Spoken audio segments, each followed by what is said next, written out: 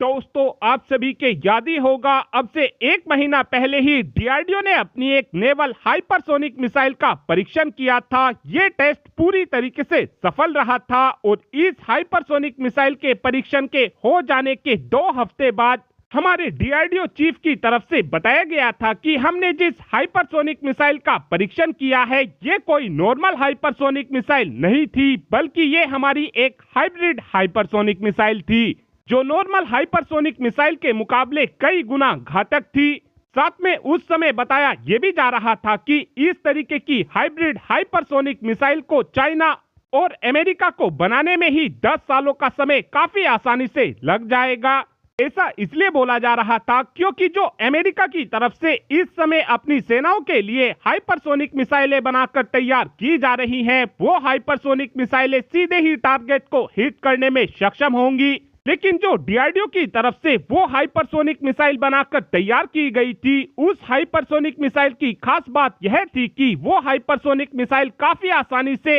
हवा में अपनी पोजीशन को बदल सकती थी। और आज इसी हाइपरसोनिक मिसाइल को लेकर हमारी नौसेना के चीफ डीके त्रिपाठी जी की तरफ से बताया गया है कि इंडियन नेवी अपने आर्सेनल में एक 1500 किलोमीटर लॉन्ग रेंज की हाइपरसोनिक मिसाइल को जल्द से जल्द अपने बेड़े में शामिल करने की तैयारी कर रही है और ये मिसाइल हमारी नौसेना की फायर पावर में एकदम से 4 चांद लगा देगी। और इस समय बताया यह भी जा रहा है कि पहले फेज के दौरान हम हमारे उन जंगी जहाजों के ऊपर अपनी इस नेवल एंटीशिप हाइपरसोनिक मिसाइल को लगाएंगे जिन जंगी जहाजों के ऊपर वर्टिकल लॉन्च ट्यूब मौजूद होंगी। हाइपरसोनिक मिसाइल की कुछ खासियतों की बात की जाए तो ये कुछ इस प्रकार की मिसाइल होती हैं। अगर आपने दुश्मन देश के ऊपर इस मिसाइल को दाग दिया तो दुश्मन देश चाहकर भी इस मिसाइल का पता नहीं लगा पाएगा और दुश्मन देश का टारगेट हिट होना पूरी तरीके से कंफर्म हो जाएगा। ऐसा मैं इसलिए बोल रहा हूं क्योंकि इस समय दुनिया में ऐसा कोई भी देश मौजूद नहीं है जिसके पास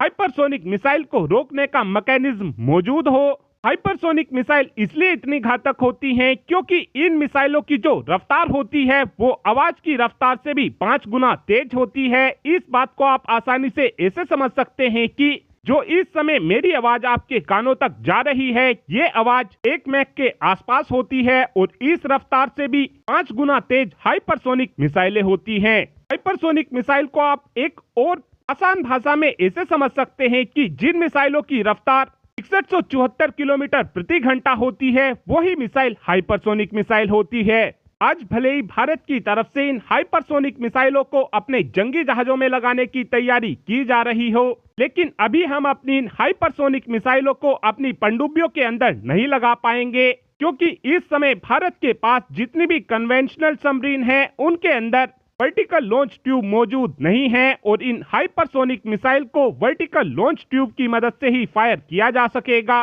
लेकिन ऐसा नहीं है कि आज हम इन मिसाइलों को अपनी पनडुब्बियों में ना लगा पा रहे हों और फ्यूचर में भी हम इन मिसाइलों को अपनी पनडुब्बियों में नहीं लगा पाएंगे। इन पनडुब्बियों को पहले इस तरीके से डिजाइन नहीं किया गया था कि इन पनडुब्बियों के अंदर आगे चलकर हाइपरसोनिक मिसाइल लगाई जाएंगी, लेकिन अब भारत ने इसी पनडुब्बियों को भी बनाना शुरू कर दिया है जिनके अंदर वर्टिकल लॉन्च ट्यूब मौजूद होंगी और आगे चलकर हमको ये डेफिनेटली देखने को मिलेगा कि हम अपनी पनडुब्बियों की मदद से भी इन